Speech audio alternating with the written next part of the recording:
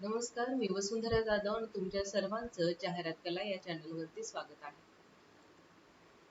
आपण बघत आहोत जाहिरातीची तोंड ओळख आणि त्याच्यातील जाहिरात हा पाठ बघतोय आणि त्याच्यामधला आज आपण बघणार आहे जाहिरातीचे वर्गीकरण, क्लासिफिकेशन ऑफ ऍडव्हर्टायझिंग म्हणजे जाहिरातींचे प्रकार. ओके, तर प्रकार बघूया. जाहिरातीचे वर्गीकरण, जाहिरातीचे प्रकार.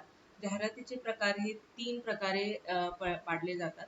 एक म्हणजे भौगोलिक परिस्थितीवरून, दुसरा लक्षित ग्राहक समूहावरून आणि तिसरा उद्देशावर. भौगोलिक परिस्थितीवरून याच्यामध्ये आपल्याला 3 भाग पडतील: स्थानिक जाहिरात, राष्ट्रीय जाहिरात आणि आंतरराष्ट्रीय जाहिरात. आणि लक्षित ग्राहक समूहावरून ग्राहक जाहिरात, औद्योगिक जाहिरात, व्यापारी जाहिरात, व्यावसायिक जाहिरात, जनहितासाठी जाहिरात. उद्देशावरून वस्तू जाहिरात, सेवा जाहिरात, संस्थात्मक जाहिरात, जनसंपर्क जाहिरात, सार्वजनिक जाहिरात आणि वित्तीय जाहिरात. असे हे जाहिरातीचे 3 प्रकार आणि त्याचे उपप्रकार आज आपण बघणार आहोत. पहिला आपण बघूया भौगोलिक परिस्थितीवरून. त्याच्यामध्ये स्थानिक जाहिरात, राष्ट्रीय जाहिरात आणि आंतरराष्ट्रीय जाहिरात असे 3 प्रकार पडतात. तर स्थानिक जाहिरात म्हणजेच लोकल ऍडव्हर्टायझिंग. किरकोळ व्यापारी किंवा जर छोटे उद्योजक स्थानिक बाजारपेठ काबीज करण्यासाठी अशा प्रकारच्या जाहिरातीचा वापर करत असतात. म्हणजे जे आपल्या आसपास किंवा आपल्या एरियामध्ये जे आहेत ते सगळे काय येणार आहेत, छोटे किरकोळ व्यापारी उद्योजक आहेत, ते या जाहिरातीचा प्रकार वापरतात. स्थानिक जाहिरात ही एका विशिष्ट शहरासाठी किंवा विभागासाठी केलेली असते. मर्यादित लोकांच्या पर्यंत जाहिरातीचा संदेश पोहोचवणे हा या जाहिरातीचा उद्देश असतो. आणि स्थानिक जाहिरातीसाठी मग स्थानिक वृत्तपत्रे असतील, जाहिरातींचे फलक असतील, बॅनर्स असतील, स्टिकर्स असतील, तर शहराच्या मध्यवर्ती ठिकाणी भिंती रंगवणे असतील. या काय येणार आहेत की मोठ्या शहरासाठी मग आकाशवाणी असेल, दूरदर्शनचाही वापर केला जातो. बऱ्याच वेळा केबल्स किंवा स्थानिक चित्रपट गृहामध्ये देखील या जाहिराती दाखवल्या जातात. मग मुंबई पुण्यासारख्या शहरामध्ये मात्र काय केलं जातं की बलून्स किंवा रंगीत दिव्यांचा वापर केला जातो. थोडक्यात त्या स्थानिक जाहिरातीचा उद्देश हा काय की त्वरित विक्री वाढवणे हा असतो. मग सुरुवातीला हे उद्योजक आपला व्यवसाय काय करतात की मर्यादित ठेवतात, कारण त्यांची कॅपॅसिटी आहे, त्यांच्याकडे जेवढं बजेट आहे, अंदाजपत्रक आहे, त्यानुसार ते काय करतात की मर्यादित व्यवसाय ठेवतात आणि त्यानुसार छोटी छोटी जाहिराती करत जातात. जेवढी ते ऍडव्हर्टाइज वरती पैसा इन्व्हेस्ट करू शकतात तितपतच काय केलं जातात की जाहिराती केल्या जातात. यामध्ये मग ते यशस्वी झाले की व्यवसायाचा व्याप वाढवतात आणि मग व्यवसायाचा व्याप वाढवला की आपोआप स्थानिकवरून राष्ट्रीय मग आंतरराष्ट्रीय पर्यंत ते वळू शकतात. मग ह्याच्यामध्ये काय येणार आहे की जसं इथे आपण जाहिरातीचा एक प्रकार बघितला की ते काय केलं जातं की अशा प्रकारचे बॅनर्स लावले जातात चौकामध्ये आणि जाहिरात केली जाते. किंवा स्थानिक जे वर्तमानपत्र असतात त्या वर्तमानपत्रामध्ये सुद्धा काय केले जाते की जाहिरात केली जाते. मग याच्यामध्ये सपोज स्थानिक जर जाहिरातीमध्ये जसं चितळे बंधू किंवा लक्ष्मीनारायण चिवडा ह्या प्रकारचे जे स्थानिक लेवलचं उत्पादन आहे ते काय केलं जातं की जाहिरातीद्वारे प्रसारित केलं जातं आणि त्यासाठी मुख्यतः स्थानिक भाषेचाच वापर केला जातो. म्हणजेच काय की महाराष्ट्रामध्ये मराठीमधून जाहिरात केली जाते, गुजरातमधून गुजरातीमध्ये, पंजाबमध्ये पंजाबी भाषेतून, असं त्या स्थानिक भाषेचा वापर करून स्थानिक जाहिरात केली जाते. पुढचं आपण बघूया राष्ट्रीय जाहिरात. ह्याच्यामध्ये नॅशनल ऍडव्हर्टायझिंग असं त्याला म्हणतात. तर स्थानिक जाहिरातीच्या पुढील पायरी म्हणजे काय की राष्ट्रीय जाहिराती होय. आणि या जाहिराती संपूर्ण देशातील ग्राहकांसाठी केल्या जातात. बरोबर. स्थानिक पासून पुढचं पाऊल म्हणजे पूर्ण देशामध्ये काय केल्या जातात की या जाहिराती केल्या जातात. काही उत्पादकांचे लक्ष एखाद्या विशिष्ट देशातील बाजारपेठेवर असल्याने राष्ट्र व्यापाऱ्यांच्या माध्यमातून या जाहिराती केल्या जातात. राष्ट्रीय जाहिरात मोठ्या कंपन्या करतात. मग यामध्ये असेल कोलगेट असेल किंवा पॉमोलिव्ह असेल, हिंदुस्तान लिव्हर असेल, गोदरेज, सोनी, बजाज इत्यादी कंपन्यांचा काय होतो की समावेश होतो. म्हणजे देशभर पोहोचवणाऱ्या माध्यमातून संबंधित भाषेत राष्ट्रीय जाहिरात केली जातात. मग भारतामध्ये या जाहिराती हिंदी किंवा इंग्रजीमध्ये करतात, कारण आपली राष्ट्रीय भाषा हिंदी आहे, ते हिंदीमध्ये केल्या जातात किंवा इंग्लिशमध्ये सुद्धा केल्या जातात. याच्यामध्ये स्थानिक भाषा मग कळणार नाही. मग पूर्ण देशव्यापी जर जाहिरात बनवली तर ती बाकीच्या राज्यामध्ये कळणार नाही. बरोबर. म्हणून याच्यासाठी काय केले जाते की एक कॉमनच जी भाषा आहे ती वापरली जाते, ती म्हणजे आपली राष्ट्रभाषा हिंदी किंवा इंग्रजी या दोन भाषेमध्ये ही जाहिरात केली जाते. मग आपण जसं बघतोय की कोलगेटची जाहिरात असेल किंवा एखादी टीव्ही सेटची जाहिरात असेल किंवा आपलं बजाजची आपण जाहिरात बघतोय की या जाहिराती काय आहेत की राष्ट्रीय जाहिरातीमध्ये येतील. आणि पुढचं आपण बघणार आहोत आंतरराष्ट्रीय जाहिरात म्हणजे इंटरनॅशनल ऍडव्हर्टायझिंग. राष्ट्रीय जाहिरातीच्या पुढील पायरी म्हणजे काय येणार आहे आंतरराष्ट्रीय जाहिरात होय. आणि ज्या कंपन्यांचा व्यवसाय मोठ्या प्रमाणावर किंवा त्यांची बाजारपेठ ही जगातील विविध देशामध्ये विखुरलेली आहे अशा कंपन्या, बहुराष्ट्रीय कंपन्या म्हणजे MNS या कंपन्या किंवा निर्यातीच्या उद्देशाने स्थापन करण्यात आलेल्या कंपन्या, म्हणजे आपला माल हा दुसऱ्या देशात पाठवायचा आहे, पाठवावा लागणारच आहे, आपल्या इकडे उत्पादन जास्त होते पण किंवा रॉ मटेरियल आपल्याकडे आणि तिकडे फाईन मटेरियल जर वस्तू तयार होणार असेल तर अशा दृष्टीनं ज्या कंपन्या आलेल्या असतात तर अशा कंपन्या स्थापन केलेल्या असतात त्या कंपन्या आंतरराष्ट्रीय जाहिराती करतात. मग याच्यामध्ये काय येणार आहे, जसं आपण बघतोय की कोका कोलाची जाहिरात असतील, पेप्सी असेल, मर्सिडीज असेल, मर्सिडीज बेन्झ असेल इत्यादी आंतरराष्ट्रीय जाहिराती ह्या इंग्रजी भाषेतून केल्या जातात. तर या जाहिराती करण्यासाठी आंतरराष्ट्रीय स्तरावरील जाहिरातींचा वापर केला जातो. मग आता कोका कोला झालं किंवा हे मर्सिडीजची जाहिरात आपण बघतो तर या जाहिरातीचा वापर केला जातो किंवा पेप्सीची जाहिरात आहे हे पण काय केली जाते की आंतरराष्ट्रीय जाहिरात केली जाते आणि यासाठी आंतरराष्ट्रीय माध्यमांचा वापर केला जातो. म्हणजे तरच काय होणार आहे ती आंतरराष्ट्रीय स्तरावर पोहोचणार आहे आणि यासाठी भाषेचा वापर कुठला असणार आहे, इंग्रजी भाषेचाच वापर असणार आहे. स्थानिक जाहिरातीमध्ये स्थानिक पातळीवरील भाषेचा वापर केला जातो, स्थानिक माध्यमांचा वापर केला जातो. राष्ट्रीय जाहिरातीमध्ये जी देशाची कॉमन जी भाषा आहे त्या भाषेमध्ये जाहिरात केली जाते आणि आंतरराष्ट्रीय जाहिरातीमध्ये सुद्धा पूर्ण जगभरात जी भाषा ओळखली जाणार आहे त्या भाषेमध्ये काय केलं जातं की जाहिरात केली जाते. म्हणजे ऑल ओव्हर वर्ल्ड कुठली येणार आहे, इंग्रजी भाषेमध्ये जाहिरात केली तर लोकांना ती समजणार आहे. अशा प्रकारे काय केलं जातं की स्थानिक, राष्ट्रीय, आंतरराष्ट्रीय जाहिरात जी आहे हे भौगोलिक परिस्थितीवरून असणारी जाहिरातीचा प्रकार आहे. नंतर आपण बघूया लक्षित ग्राहक समूहावरून जाहिरात म्हणजे on the basis of target group consumer. म्हणजे टार्गेट ग्रुप जो आहे, जसं आपण ही संकल्पना समजून घेतलेली आहे की लक्षित ग्राहक म्हणजे काय असणार आहे त्या जाहिराती. त्याच्यामध्ये ग्राहक जाहिरात, औद्योगिक जाहिरात, व्यापारी जाहिरात, व्यावसायिक जाहिरात आणि जनहितासाठीची जाहिरात असे जाहिरातीचे उपप्रकार पडतात. त्याच्यामध्ये आपण पहिला बघूया ग्राहक जाहिरात, कंझ्युमर ऍडव्हर्टायझिंग. तर एकूण जाहिरातीमध्ये ग्राहक जाहिरातीचे प्रमाण जास्त असते. बरोबर. गृहोपयोगी वस्तू खरेदी करण्याचे प्रमाण अधिक आहे, कारण आपल्याला रोज लागणाऱ्या वस्तू काय करतो की आपल्याला त्या सतत संपत राहतात आणि आपण ते खरेदी करत जातो कारण त्या आपल्या काय की आवश्यक असणाऱ्या वस्तू आहेत. मग गृहोपयोगी वस्तू खरेदी करण्याचे प्रमाण अधिकच असते आणि हा ग्राहक वर्ग वेगवेगळ्या भौगोलिक प्रदेशात विखुरलेला असतो. या ग्राहकांशी संपर्क साधण्यासाठी आपल्या मालाची माहिती त्यांना देण्यासाठी जाहिरातीचा उपयोग मोठ्या प्रमाणावर होतो. आणि या जाहिराती ग्राहकांना आकर्षित करणाऱ्या, त्यांना वस्तू खरेदी करण्यास प्रवृत्त करणाऱ्या म्हणून असतात. म्हणूनच काय होतं की त्यांना ग्राहक जाहिराती असं म्हटलं जातं. ज्या ग्राहकांना समोर धरून काय केलं जातं की जाहिराती बनवल्या जातात आणि ज्या त्यांच्या रोजच्या वापरातील वस्तूंच्या असतात.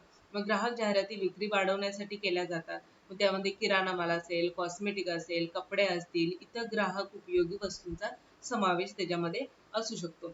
मग टीव्हीवर मोठ्या प्रमाणावरील ग्राहक जाहिरातीमध्ये काय होतं की साबण, डिटर्जंट, टूथपेस्ट यांचा जाहिराती दिसतात. तसे ग्राहक जाहिराती काय होतं दूरदर्शन, वृत्तपत्रे, आकाशवाणी, मासिके इत्यादी माध्यमातून सुद्धा केल्या जातात. जसं कॉस्मेटिकचे आपण म्हटलं किंवा एखादा सोप असेल त्याची जाहिरात म्हटलं असेल तर यांचा काय केला जातो की स्थानिक जी माध्यम आहेत किंवा मासिके, वर्तमानपत्रे, आकाशवाणी, दूरदर्शन यांचा वापर करून जाहिरात केली जाते. नंतर औद्योगिक जाहिराती म्हणजे इंडस्ट्रियल ऍडव्हर्टायझिंग. तर उत्पादनासाठी आवश्यक असणारा जो कच्चा माल आहे किंवा मग यंत्राचे पार्ट्स असतील किंवा मशीनचे पार्ट्स, नंतर मशिनरी असतील किंवा संबंधित इतर वस्तूंची जाहिराती असतील. अगदी आपण विचार केला तर नटबोल्ट पासून ज्या जाहिराती किंवा अशा वस्तू आहेत की या सगळ्या संबंधित ज्या जाहिराती आहेत म्हणजे ज्या उद्योगाशी संबंधित आहेत त्या सगळ्या औद्योगिक जाहिराती होय. आणि या जाहिरातीद्वारे उत्पादकांना किंवा उद्योजकांना वरील औद्योगिक वस्तू खरेदी करण्यासाठी प्रवृत्त केले जाते. मग ग्राहक जाहिरातीप्रमाणे औद्योगिक जाहिरातीमध्ये अहवालानुसार लगेच वस्तू खरेदी केली जात नाही. कारण फक्त औद्योगिक हाच एक ग्राहक आहे त्यासाठी. मग कारण औद्योगिक क्षेत्रातील वस्तू खरेदी करण्याची प्रक्रिया मोठी असते. म्हणजे औद्योगिक जाहिरातीपेक्षा ग्राहक काय होतो की जाहिराती फायदेशीर ठरतात. औद्योगिक जाहिराती सर्वसाधारणपणे संबंधित उद्योगाशीच निगडीत असल्यामुळे मग एखादं मासिक काढलं जातं किंवा व्यापारी जे जर्नल्स निघतात त्याच्यामधून किंवा प्रत्यक्ष मेल पाठवून या माध्यमाच्या सहाय्याने काय केले जाते की जाहिरात केली जाते. कारण ज्या उद्योगासाठी म्हणजे उपयोग आहे त्या साठीच एखादं मॅगझिन काढलं जातं आणि त्या उद्योगांपर्यंत ते पोहोचवलं जातं.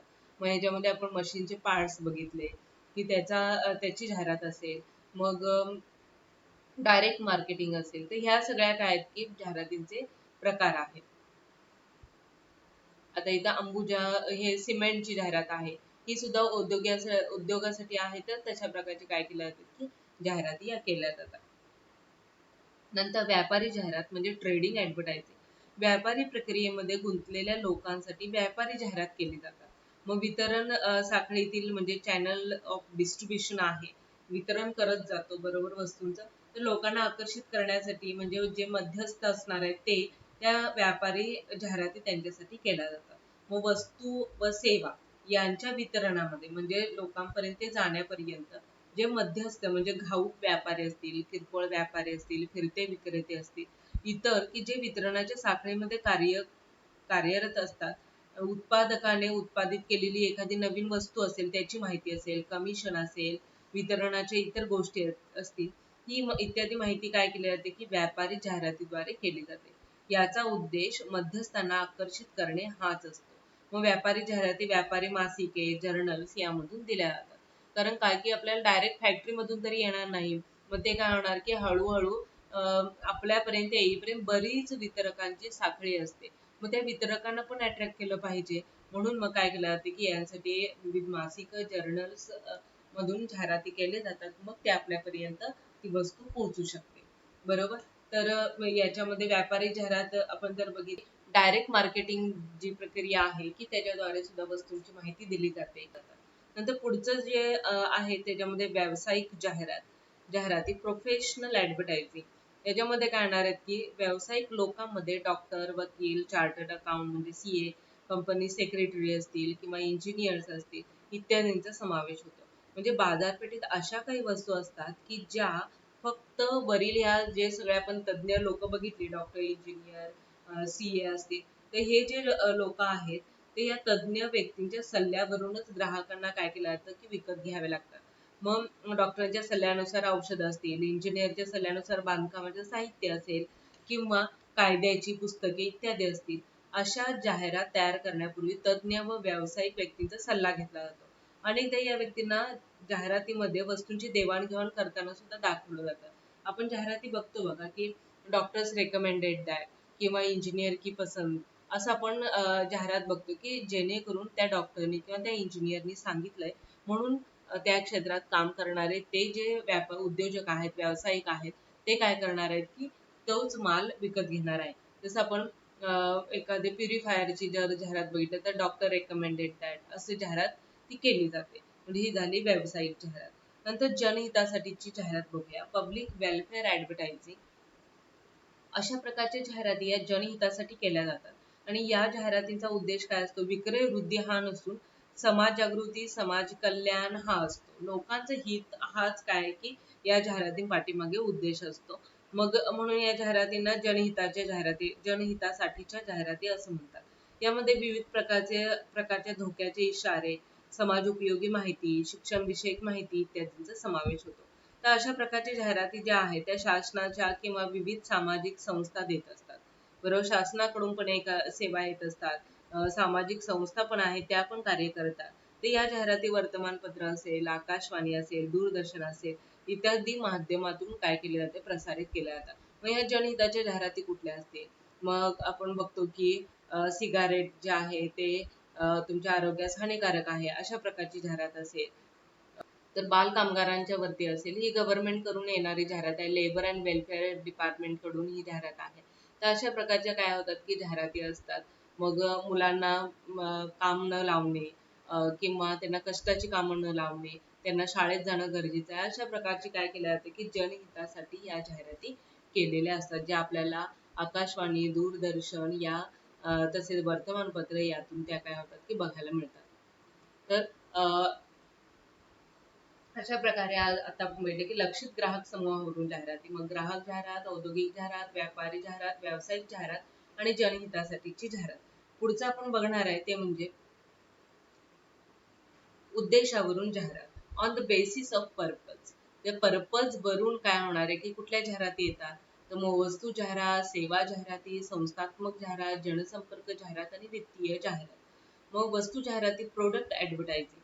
वस्तू जाहिरातीमध्ये संबंधित वस्तू केंद्रस्थानी ठेवून जाहिरातीची काय केली जाते म्हणजे जाहिरात केली जाते, वस्तू समोर ठेवली जाते, केंद्रस्थानी वस्तू असते.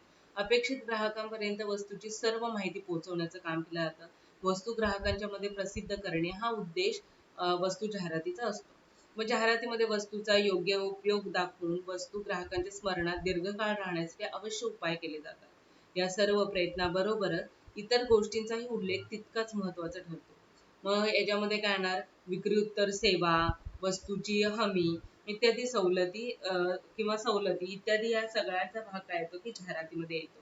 मग आता विक्री उत्तर सेवा म्हणजे काय, एकदा विक्री झाली तर पुन्हा त्याची काय तुम्ही सेवा दिली, त्या लोकांचं तुम्ही फीडबॅक घेतले का, ती वस्तू त्यांना आवडली का, त्यांना त्याच्यामध्ये आणखी काय बदल हवे होते का, लोकांचे रिॲक्शन काय आहेत, ह्या सगळ्या गोष्टी काय केल्या म्हणजे ऑब्झर्व केल्या जातात आणि लोकांना पुन्हा त्याची सेवा पण पुरवली जाते. सपोज आपण एखादा मोबाईल घेतला आणि मोबाईल घेतला तर त्याची रिपेअर करण्याची कधी वेळ आली तर त्याचे केअर सेंटर त्या ठिकाणी अवेलेबल करून देणे आणि त्यांना त्या प्रकारे सेवा पुरवणे, हे सुद्धा काय आहे की एक जाहिरात केली जाते, सवलती दिल्या जातात, वस्तूंची हमी दिली जाते, गॅरंटी वॉरंटी दिली जाते.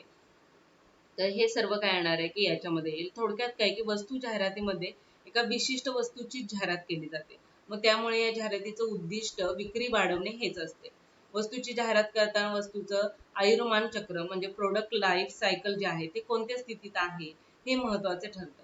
मग प्राथमिक टप्प्यात असेल तर जाहिरात माहितीयुक्त असते, मधल्या टप्प्यात असेल तर ग्राहकांना आकर्षित करणारी जाहिरात असते आणि अंतिम टप्प्यात असेल तर जाहिरातीचे स्वरूप स्मरण करून देण्यासाठी असते.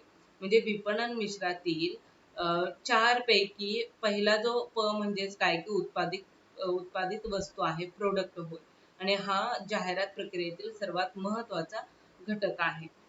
यासाठी जाहिरातीमध्ये चांगल्या अपेक्षा हव्या असतील तर वस्तूची गुणवत्ता व तिचे बाजारपेठेतील स्थान हे योग्य असावे. निकृष्ट गुणवत्तेच्या वस्तूला कितीही तुम्ही चांगले पॅकिंग केला तर त्याचे दर्जा जर खराब असेल तर काय होणार आहे की त्याची दर्जा खराब असेल तर ते वस्तू पुन्हा खरेदी केली जाणार नाही. म्हणजेच काय की वस्तू योग्य किमतीमधीलच असावी. त्यामध्ये मग ग्राहक उपयोगी वस्तू व औद्योगिक वस्तू यानुसार जाहिरात करावी लागते. ओके, तर हे येणार आहे की वस्तू जाहिरात. मग वस्तू जाहिरात आता आपण बघितलं की फ्री दिलं जातं, by one get one free असतं आणि मग काही कुपन्स दिले जातात, मग त्याच्यातून काही आपल्याला बक्षीस मिळू शकतं. तर हे काय होऊ शकतं की आपण वस्तूमधून आपण लोकांना काय करू शकतो की एक पर्पज काय आहे की मला एक पिझ्झा घेतल्यानंतर आणखी एक मला मिळणार आहे, प्लस मला कुपन सुद्धा मिळणार आहे. अशा प्रकारे सवलत असेल तर काय होते की ही वस्तूची जाहिरात केली जाते.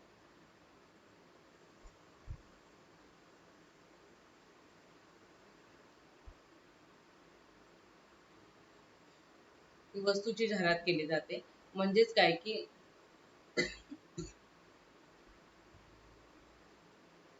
नंतर येईल सेवा जाहिरात, सर्व्हिस ऍडव्हर्टायझिंग. वस्तू बरोबरच सेवा ग्राहकांना पुरवल्या जातात. सेवा पुरवणाऱ्या संघटनांना जाहिरात करावी लागते. मग सेवा या अदृश्य वस्तू सारख्या स्पर्श न करता येणाऱ्या एकत्रित अस्थिर आणि नाशवंत असतात.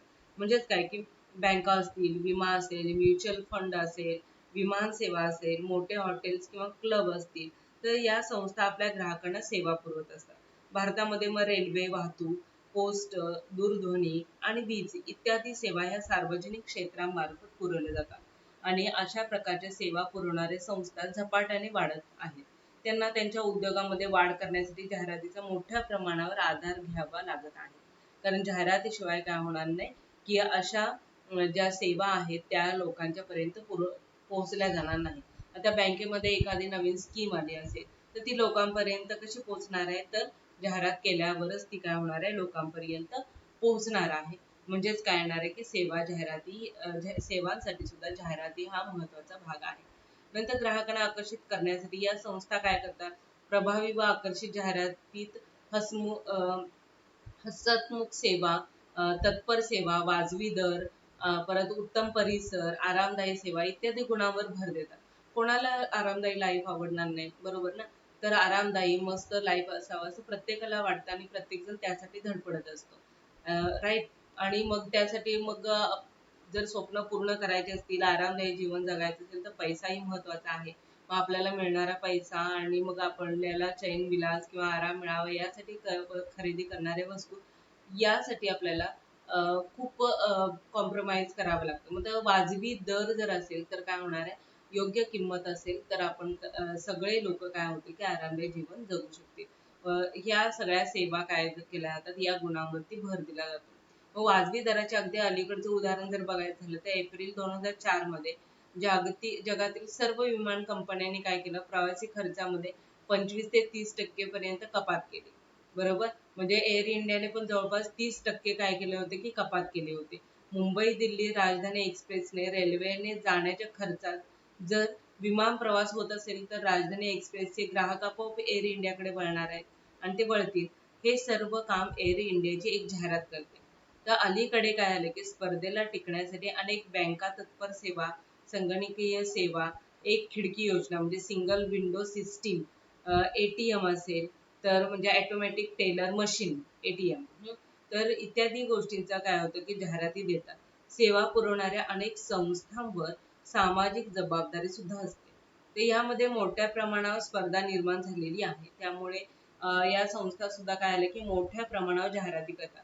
तर अशा प्रकारच्या जाहिरातींसाठी मग वृत्तपत्रे असतील, नियतकालिके, आकाशवाणी, दूरदर्शन इत्यादी माध्यमांचा तर वापर होतो. तर आज अनेक बँका, विमा कंपन्या, हॉटेल, एअर इंडिया व रुग्णालय हे मोठ्या प्रमाणावर जाहिरातीचा खर्च करताना आपल्याला दिसतात. म्हणजेच काय आपण जर बघितलं तर इथे एक स्कोडा गाडीची जाहिरात आपण बघतोय की हे एखाद्या ऑकेजनला आलेली आहे आणि आपल्याला सेवा पुरवतायत की आम्ही ऑफर एवढी ठेवलेली आहे, 30 जून पर्यंत इतकी ऑफर आहे. म्हणजे हे काय होतं की आपल्याला सेवा सुद्धा पुरवतात आणि चांगली एखादी कार आपल्याला कमी पैशात आरामदायी जीवन जगण्यासाठी मिळू शकते. नंतर येईल संस्थात्मक जाहिराती, इन्स्टिट्यूशनल ऍडव्हर्टायझिंग. तर संस्थात्मक जाहिरातीमध्ये कोणत्याही विशिष्ट वस्तूची किंवा सेवेची जाहिरात केली जात नाही. तर वस्तूच्या जाहिरातीत वस्तू विकली जाते, सेवेच्या जाहिरातीत सेवा विकली जाते. हे दोन्ही पण आता विकण्यासाठीच आहे. सेवा विकली जाते, वस्तू विकली जाते. परंतु संस्थात्मक जाहिरातीत मात्र काय होते की कशाचीही विक्री केली जात नाही. ओके. तर संस्थेचे प्रभावी प्रतिमा समाजामध्ये निर्माण करणे, त्याचे ग्राहक, पुरवठादार, कर्जदार किंवा भागधारक असतील तर कर्ज रोखे धारकांच्या मनात संस्थेची चांगली प्रतिमा निर्माण करण्याचं काम जाहिरातीद्वारे केले जातं. संस्थेच्या नावलौकिकात भर पडावी आणि संस्थेचे नाव सातत्याने लोकांच्या डोळ्यासमोर राहावे यासाठी जाहिराती केल्या जातात. बरोबर. सतत सतत जाहिराती केल्या जातात का तर लोकांच्या विस्मरणात ती जाहिरात जाऊ नये किंवा विस्मरणात तो वस्तू जाऊ नये यासाठी सतत जाहिरात केली जाते आणि ती लोकांच्या मनामध्ये सतत पुसली जाणार नाही याचा प्रयत्न केला जातो. संस्थेच्या नावलौकिकात भर पडावी आणि संस्थेचे नाव सातत्याने लोकांच्या डोळ्यासमोर राहावे यासाठी या जाहिराती केल्या जातात. तर संस्थात्मक जाहिरातीमध्ये वस्तूची पार्श्वभूमी लक्षात घेऊन संस्थेने विविध क्षेत्रात केलेली उल्लेखनीय कामगिरीला महत्त्व दिले जाते.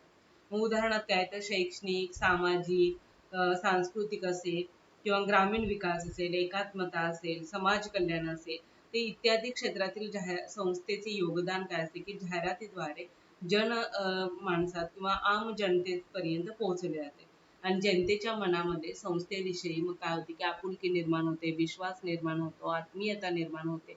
या भावना काय होते की निर्माण होते, केली जाते जाहिरातीद्वारे.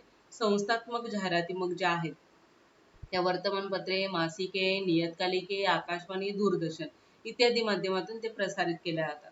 आणि अशा जाहिरातीमुळे संस्था व समाज यांच्यामध्ये काय होते की अधिक सलोख्याचे संबंध निर्माण होतात, अगदी मित्रत्वाचे संबंध निर्माण होतात. आणि या जाहिरातीमध्ये संस्थेच्या इतिहासाला, धोरणांना प्रसिद्धी दिली जाते. या सर्वांचा एकत्रित परिणाम म्हणजे काय की संस्थेच्या वस्तू असतील, सेवा असतील या अधिक परिणामकारक होतात आणि बरोबर काय होणार आहे की संस्थेची जी विक्री वाढ होणार आहे, भरघोस वाढ होते. आणि अलीकडे बघितलं तर आपण पॉलिटिक्स मध्ये सुद्धा निवडणुका जवळ आल्या की पक्षाची प्रतिमा समाजात चांगली व्हावी यासाठी काय केले जाते की आटोकाट प्रयत्न केले जातात. मग त्यासाठी वर्तमानपत्रे, दूरदर्शन यावरून मोठ्या प्रमाणात जाहिराती करताना आपल्याला दिसतात. मग असे संस्थात्मक जाहिरातीचे प्रमुख उद्देश काय येणार आहेत बघा. तर याच्यामध्ये आपल्याला सांगता येईल, आपण बघितलं तर ही एक बघा विमान सेवांची जाहिरात आहे एअर इंडियाची, किंवा ही होम लोनची जाहिरात आहे. तर अशा प्रकारचे काय केल्या जातात की जाहिराती केल्या जातात. ATM bank advertising in India असेल, म्हणजे एटीएम ची सेवा पुरवणाऱ्या जाहिराती असतील, तर ह्या जाहिराती काय होतात की केल्या जातात. तसेच या संस्थात्मक जाहिरात झाल्या की टाटा हे नाव काय आहे की लोकांच्या मनामध्ये राहावं, त्यासाठी हा लोगो असेल, ती प्रतिमा निर्माण व्हावी, टाटाचे सगळे प्रोडक्ट चांगले आहेत असं लोकांच्या मनामध्ये ठसवलं जातं. आणि जर समजा टाटाचं पहिले आपण एखादी गाडी घेतली असेल आणि ती खूप चांगली लागली, तर टाटाने नंतर किती जरी गाड्या काढल्या असतील, प्रकार काढले असतील, तरी सुद्धा लोकांचा एक विश्वास निर्माण होतो, त्यांच्याबद्दल आत्मीयता निर्माण होते, आपुलकी निर्माण होते आणि आपोआप काय होते की इतर त्यांच्या उत्पादनावरती सुद्धा विश्वास निर्माण व्हायला मदत होते. व संस्था व तिच्या वस्तू व सेवा यावर अनुकूल मत पहिल्यांदा तयार होते. नंतर दुसरा उद्देश आपण जर बघितला तर कंपनीचा जो इतिहास आहे किंवा धोरण आहे ते सर्वसामान्य लोकांपर्यंत सांगणं, हे सुद्धा काय केलं जातं जाहिरातीद्वारे केलं जातं. तसेच संस्थेच्या विविध क्षेत्रातील योगदान असेल, मग उदाहरणार्थ आर्थिक, सामाजिक, सांस्कृतिक, प्रदूषण नियंत्रण असेल, समाज कल्याण इत्यादी आम जनतेपर्यंत पोहोचवण्याचं काम केलं जातं. जसं आपण बघतोय की टाटा वाल्यांनी काय केले की आता कोरोना काळामध्ये बरीच सामाजिक मदत केली, आर्थिक मदत केली आहे समाजाला. तर अशा पद्धतीने सुद्धा काय केलं जाते की त्यांचं विविध क्षेत्रामध्ये योगदान आपल्याला दिसून येतं. तसंच पुढचा उद्देश जर बघितला तर सर्व सामाजिक संघटनामध्ये संस्थेची चांगली प्रतिमा तयार केली जाते, तयार करण्याचं काम जाहिरात करते. संस्थेला एक विशिष्ट स्वतंत्र अस्तित्व निर्माण करते. उत्पादन वाढीबरोबरच संस्थेला आर्थिक व सामाजिक क्षेत्रातील जाणीव केली जाते आणि हे दाखवून दिले जातं की उत्पादन तर वाढलेलं आहे, मग सामाजिक आर्थिक क्षेत्रावर विषयी सुद्धा जाणीव निर्माण करून दाखवली जाते. हे झाले उद्देश. तर याचे फायदे आपल्याला काय होतील, तर संस्थात्मक जाहिरातीपासून मिळणारे फायदे जर बघितले तर एक म्हणजे नावलौकिक वाढवणे, जनमानसात चांगली प्रतिमा निर्माण करणे, संस्थेविषयी ग्राहकांचे मत अनुकूल बनवणे, शासकीय व औद्योगिक पातळीवर मान्यता मिळवणे, यामुळे समाजाचा पूर्ण पाठिंबा मिळतो. भागांची विक्री मोठ्या प्रमाणावर होते, म्हणजेच काय तर भाग भांडवलाची अडचण भासत नाही. आणि शेवटचा फायदा आपल्याला असा होतो की आम जनतेची जवळीक निर्माण होते. आणि वरील हे सर्व जे फायदे आहेत ते संस्थात्मक जाहिरातीपासून मिळतात. म्हणून संस्थात्मक जाहिरातीमध्ये वेगाने वाढ होताना दिसते. सामाजिक मान्यता, प्रतिष्ठा प्राप्त करण्यासाठी आणि हे करत असताना विक्रीमध्ये वाढ करणे, मोठ्या प्रमाणावर नफा मिळवणे, या अनेक संस्था म्हणजेच कंपन्या अशा प्रकारची जाहिराती करताना आपल्याला दिसतात.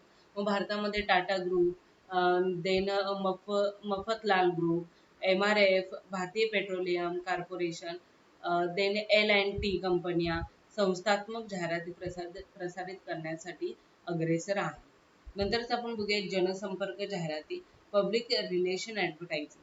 तर जनसंपर्क जाहिराती संस्थात्मक जाहिरातीचाच एक प्रकार आहे. जनसंपर्क म्हणजे काय ना, समाज व संस्था यांच्याशी संबंध वाढवणे आणि किंवा चांगले संबंध ठेवण्यासाठी योजना तयार करणे, त्यासाठी प्रयत्न करणे. अशा प्रकारच्या जाहिरातीमध्ये कंपनीची धोरणे असतील, काय कार्य असेल, तसेच येत असणाऱ्या अडचणी लोकांना दाखवल्या जातात.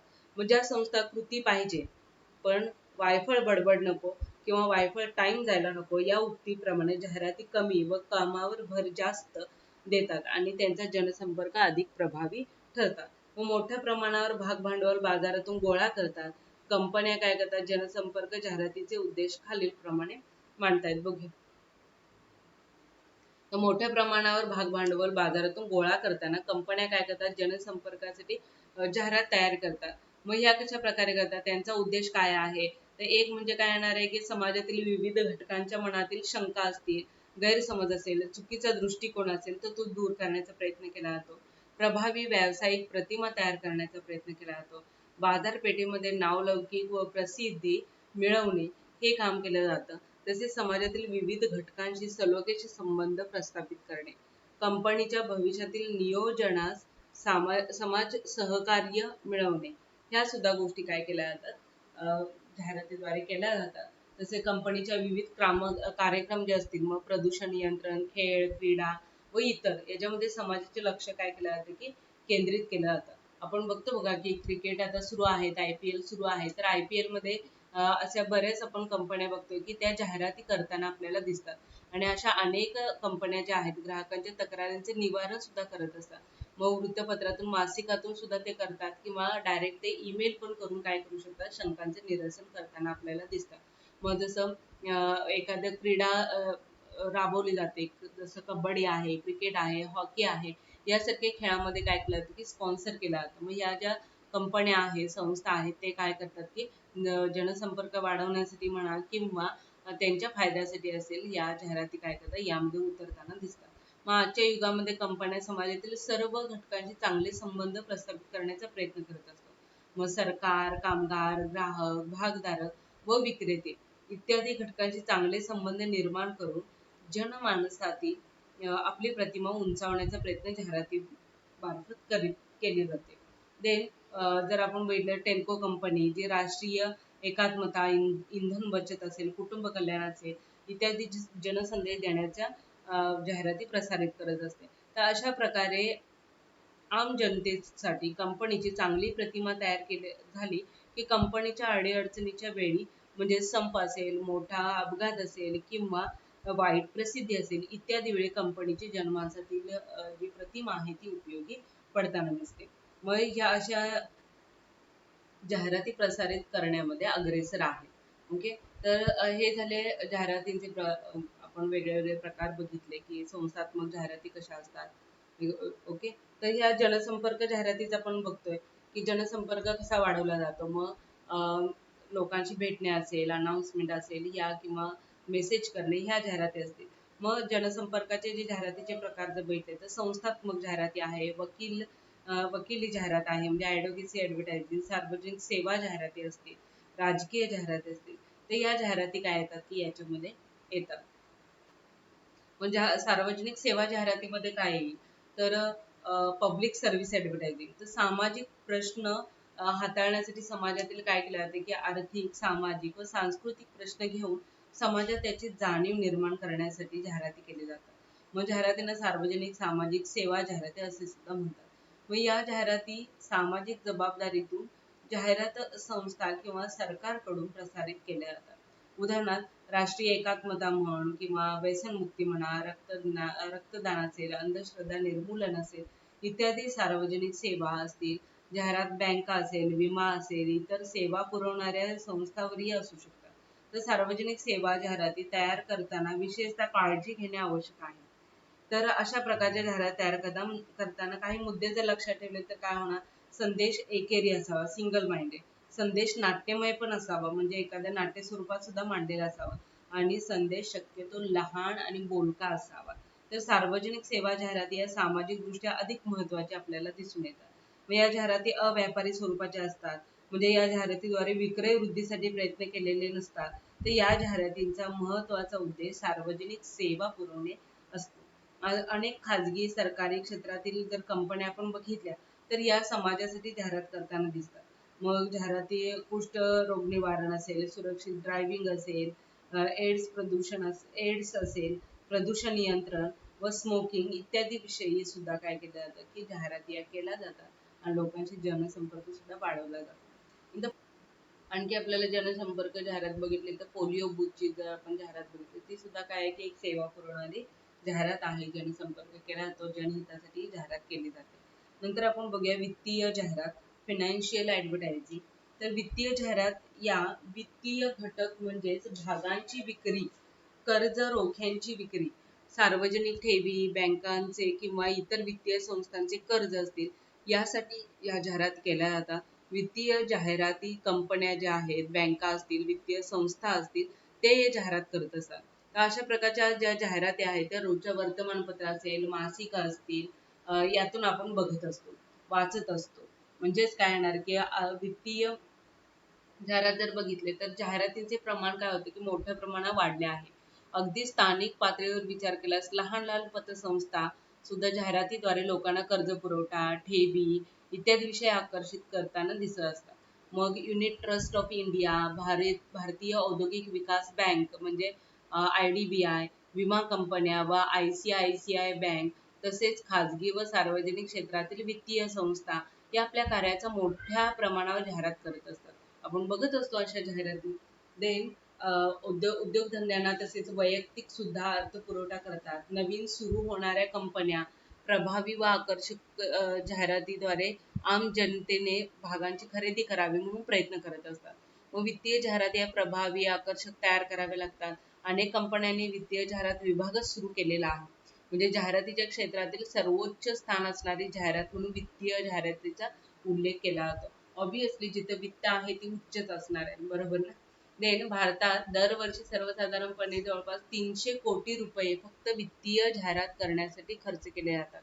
किती? 300 कोटी रुपये दरवर्षी. यामध्ये मोठ्या प्रमाणात आणि वाढ पण होत आहे. तर वाढत्या वित्तीय जाहिरातीचे महत्त्व लक्षात घेऊन अनेक जाहिरात संस्थांनी वित्तीय जाहिरात विभाग स्वतंत्र सुरू केला आहे आणि या विभागामध्ये तज्ज्ञ अनुभवी व्यक्तींची नेमणूक केली जाते. व्यवसायाच्या सतत विस्तारामुळे वित्तीय जाहिरातीचा सतत विकास होत आहे. म्हणजेच काय होणार की सतत विस्तार पण होतोय, त्याच्यामुळे विकासही होतोय. वित्तीय जाहिरातीमध्ये कंपनीच्या प्रकल्पाची माहिती, धंद्याला असलेला वाव, भागधारकांचे हक्क, कंपनीच्या व्यवस्थापकांची विश्वासार्हता इत्यादी गोष्टींवर भर दिला जातो. नंतर अशा या वित्तीय जाहिरातीचे फायदे काय किंवा त्याचं महत्त्व काय? तर बाजारपेठेत उपलब्ध असणारे विविध गुंतवणुकीविषयी सर्व माहिती उपलब्ध होते. गुंतवणूकदारांना शिक्षण मार्गदर्शन उपलब्ध होते. कंपनी व तिच्या कारभाराविषयी सर्व माहिती आम जनतेला जाहिरातीद्वारे कळते. नंतर वित्तीय जाहिराती गुंतवणूकदारांना गुंतवणुकीची आठवण करून देतात व त्याचा पाठपुरावा सुद्धा करतात. नंतर 5 जर बघितलं तर गुंतवणूक मध्यस्थ व दलालांच्या वित्तीय जाहिरातीचा मोठ्या प्रमाणावर फायदा होतो. वित्तीय जाहिराती कंपनीच्या नावलौकिकात व प्रसिद्धीत वाढ करतात.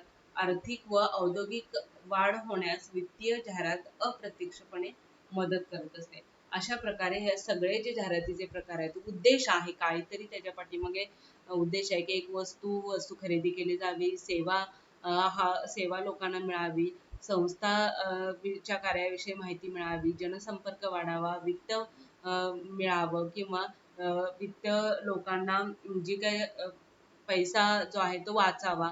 या सगळ्या गोष्टी काय केल्या जातात की जाहिरातीचं वर्गीकरण करताना या सर्व महत्त्वाच्या बाबी लक्षात घेतलेल्या आहेत. म्हणून भौगोलिक जाहिराती असतील, भौगोलिक स्थानावरून जाहिराती असतील किंवा लक्षित ग्राहकांवरून जाहिरात असतील आणि उद्देशावरून जाहिरात असतील, तर ह्या जाहिरातीचे सर्व जर प्रकार आपण अभ्यासले तर आपल्या लक्षात येईल की जाहिरात किती महत्त्वाची आहे. तर अशा प्रकारे आपण काय केले की जाहिरातीचे प्रकार म्हणजे जाहिरातीचं वर्गीकरण काय केलंय की अभ्यासलेलं आहे. पुढचा सुद्धा व्हिडिओ खूप महत्त्वाचा आहे, त्याच्यात सुद्धा इतर आपण जाहिरातीचे प्रकार बघणार आहे. So keep watching, stay with me. Thank you so much for watching this video. जर तुम्ही सबस्क्राईब केलं नसेल तर सबस्क्राईब करा, शेअर करायला विसरू नका आणि तुम्हाला व्हिडिओ कसा वाटला हे मला कमेंट बॉक्समध्ये कमेंट करा. Thank you so much for watching this video.